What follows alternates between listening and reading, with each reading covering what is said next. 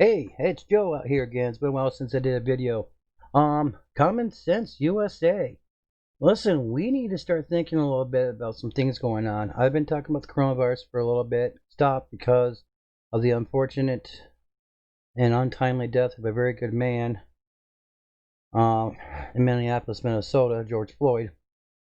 And I watched his funeral today. It was very moving, and it got me to want this video to be made out because something has caught my attention. A lot of cities across the United States want to defund the police department. People think that means they want to get rid of them. No, what they want to do is they want to actually remove a lot of the funding for the police department and move it to other resources for educational purposes, homelessness, and educational for those that will be criminal activities, people that might have potential criminal activities. That said, it's a good idea, but by defunding the police department, you're also putting other citizens of the United States and civilians in more danger. And I'm going to get right into this. It's very simple. Defunding a police department is going to do more harm than good. The actual problem is education of police officers. First thing is, just so you know, when you defund an officer, and on this page right here, I'm going to show you. This is just I got this from a buddy of mine. This is from 2015, but from the city that he used to be a police officer. He's retired now. Police officer he was, and this was their annual basic budget. Now, mind you, this city is probably a population of about 500,000. But this was their average cost. And as we go through here, I'm just going to briefly go through this. The actual amount for one officer was $149,362. You're going to say that's a lot. It's not. Here's what it is. The average start out actually is $47,000. But after 4 years of, I'm going to highlight this, reaches a salary within 4 years of being hired. This is true. The outline cost of benefits is right here.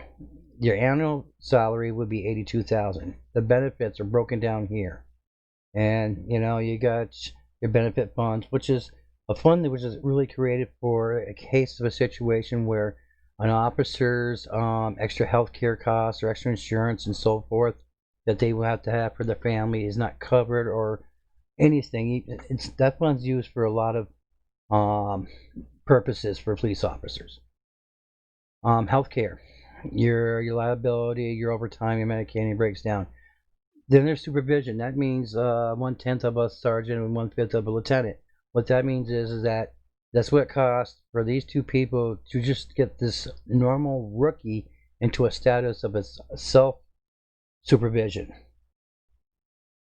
The issue we're having here is if you defund any of this, you are now doing more harm than good, because you got an officer out there that may get hurt, not get the proper care, and it'll be like you having a job. Like teachers, when teachers' budgets get cut, and they get cut so bad that they strike, they're not getting the proper matter of fact, cost of living goes up, and they don't have that funding. The cost of just basic insurance goes up for their family. That's what it is. It's how it works. So when you defund a police department, you're taking more than just, you're telling them, hey, we're going to fund you because you're doing a bad job.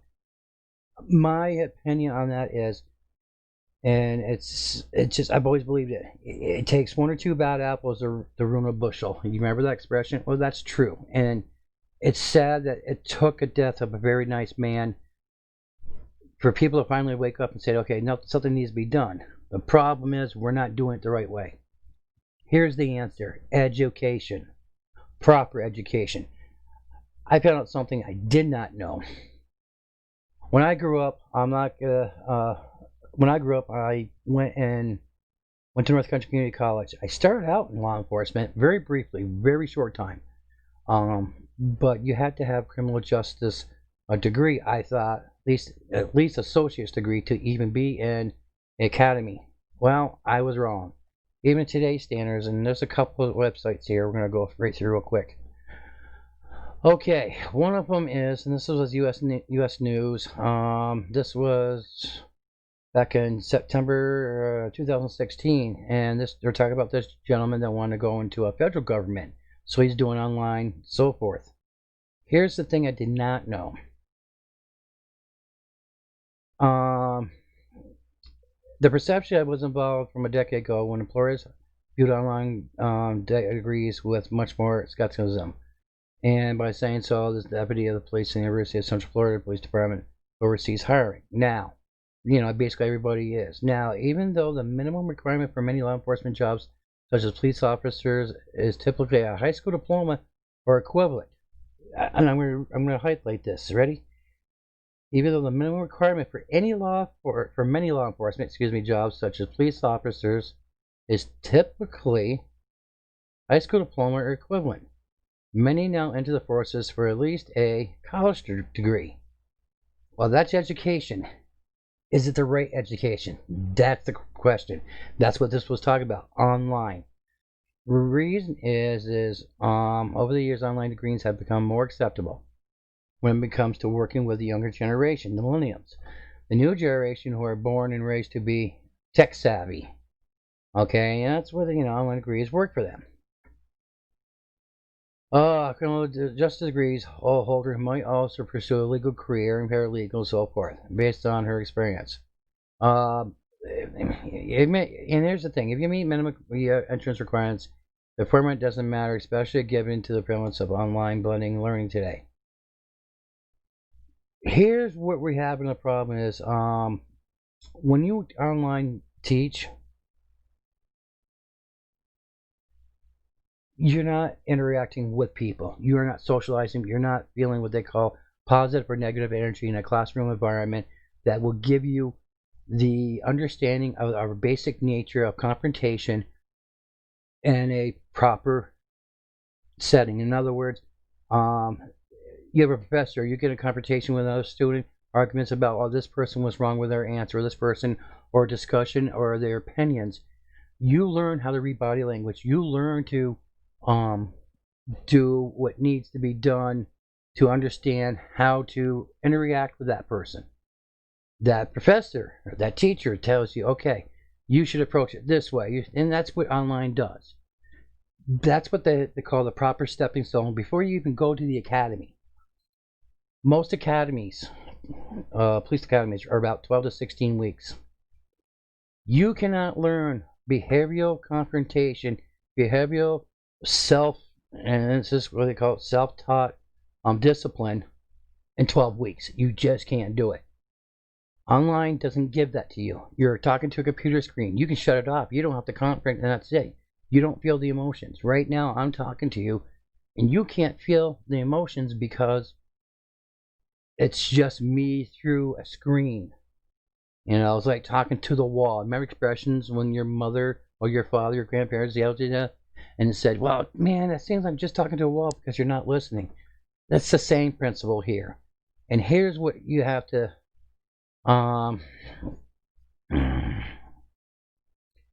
it says many experts say it's not necessary for job candidates to state explicitly on their application or resume that they earn the criminal justice degrees online. They should, and there's a reason, because that way if they ever go to academy and they say, okay, he got online degree, he needs more, or he or she needs more training on what they call personal interaction, confrontation of a social environment. And that's the problem we're having today. Social distancing now is actually making worse for everybody, because when you social distance, you're not interacting, you're not doing what our bodies and our human nature is: to talk to people, to hug people, to congratulate them, to handshake them, to give them a kiss on the cheek, to just show any type of positive influence or positive reinforcement, because you can't do it without some type of contact. And I think this is wrong what they're doing. And it's not helping now based on what we're seeing. Well, Joe, they have to have, some type of social skills. How? In today's environment. And I just looked this up, and I'm trying to get more stats on it. And two of my other friends are actually doing the numbers for me, but they actually just texted me saying, well, oh, here he is, hang on. Okay, so far, so the data they got so far is, and I'm gonna give this to you right now, is this is shocking. 71.6% of reported abuse by an officer or law enforcement agency. That means that 100% probably possibility of abuse that happens. Only 71% gets reported. 44.3% of those officers had online educational degrees only. That's a stat statistic. That means that's 43% of the forces that are not interacting properly in a 2-year or 4-year environment, associates or bachelor's, depends what you get, to have the interaction, to have that socialization, 1-on-1 or 1-on-10, and then they get thrown in a mix. The other thing I found out is you can get into law enforcement even when you come out of high school. You go through a 12-week program. And my understanding, you had to be 21.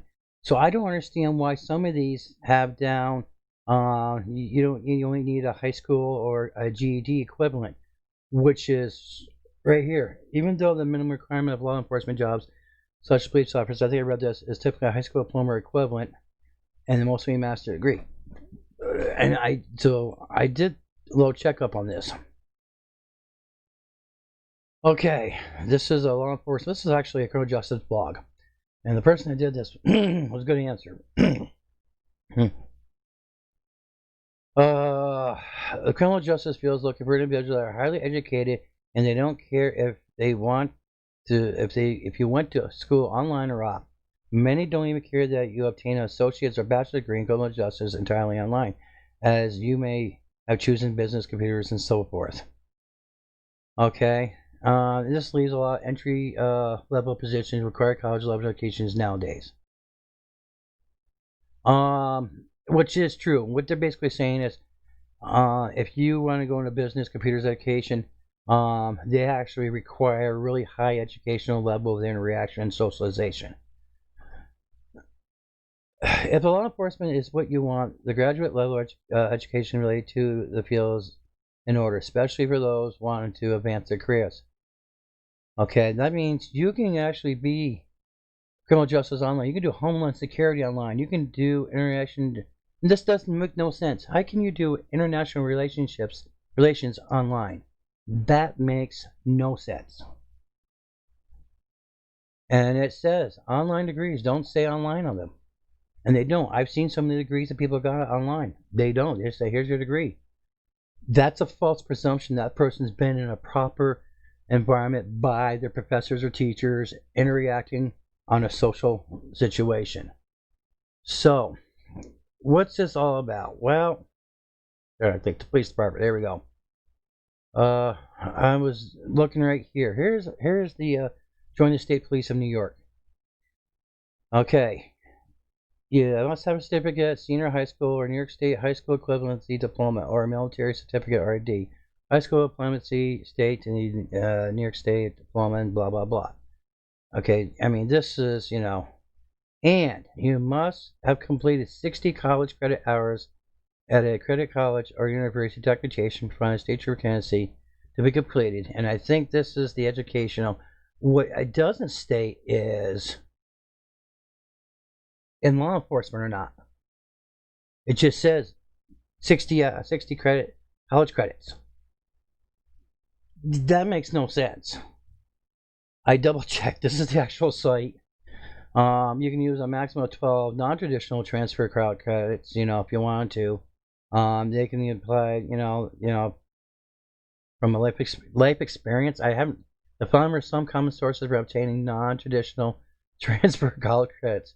Applied elective credits, life experience, military training. I can see arts and smarts. The national, crest and so forth, professionalism prior, FEMA.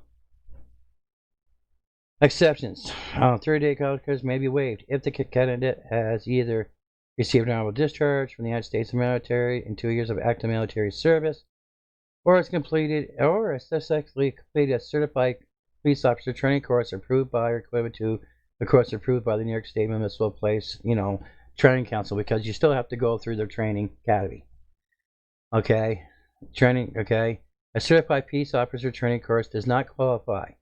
Completion of phase 1 academy and in itself is insufficient due to the fact that during that training, no instruction is received in the area of firearms, ballistic bombs, or weapons of mass destruction. Yeah, and then you keep going.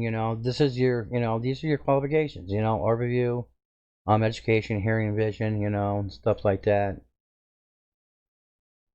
So, and basically, and I got this too here. This is what was this? This is back from 19. Oh yeah, buddy. This is from 1982. This was the measuring cost of police services program. I was going to show you this, but I think you guys got the gist anyway. But what I want to show you is that even in 1982, use of cost information. You got to report planning, budgeting, control, liability, pricing, and this is the problem. That's what it is. And when you want to start defunding, this gets out of whack. Sorry, skipped. I just want to let you know. And this is Minneapolis Police Department. This is why I got this. I didn't maximize the vessel provision of law violators. And this is it. To improve the clearance rate for murder by 5% in 1980 at a cost of $113,000. And this is their cost of what it takes just to do what you guys, or what they want to do is defund. But part of the funding they want to defund helps change the rate of murders. It changes everything. But it does cost money. It's not free. That said, we'll get back on the educational, and I'm going to do something here I wasn't thinking I was going to do, but I'm going to go full screen now. And the reason I'm going full screen is just so we can talk, people. Okay. And here we are. We're doing full screen. So what's this mean? Well, the education of the world today is not as demanding, especially in the United States, and it sucks. We need to change everything. Education is the way to go first. When you start at the simplest level, because right now everybody's going at the hardest level. Sometimes to get to the mountain, you actually still have to start at the bottom. You can't just jump to the top, because it's not going to, fix itself. If the foundation is broke, you don't fix the top, you fix the bottom. Education is the foundation of all police departments. They have to be properly trained. First thing we need to do is, and this is how it should be done, no more online degrees allowed. That should be an end profession anyway. I really do not want an online professional doctor who has never really, has only had maybe 3 years of actual on-hands training compared to the day where it was 7 years, and come in and say, oh, by the way, I'm going to have to take your appendix out. Not happening. Just not happening. So if you understand what I'm getting at, we need to change that. And this is how we do. No online professional certificates, or, because it's a certificate too now, or degrees. Has to be in college, and that's what I mean, on campus, in college, educational degrees. That's my feeling, because then you're going to get that socialization that they need to prepare themselves, so when they go to the academy, they're not getting crushed by a 12 or 16 week course that's going to hopefully get them prepared for what you think. Yep, the real world. And that's what we need to do. For those that want to comment on this, please do. I want to hear your opinions on this. The fact is, it's education first. If you think about it, if we take and look at these officers that didn't have that proper education in the school, in their college, didn't have any, and they should be a minimum of a college degree in all these states for any law enforcement. Everything from a sheriff to a local police department to the state department to the state police to, it should. That way we know that they're getting the proper education on both levels, both on a strictly educational and on a personal socialization, confrontation, teaching level. So they know how to interact. They know how to handle confrontation without full force, without blowing their stack. You know. Thank you guys for watching this. It's been a while, and I'm glad you got a chance to see it. And if you have any other questions, just comment, and I'll be glad to answer them. Then, hope to see you again soon. Good night. Love you all.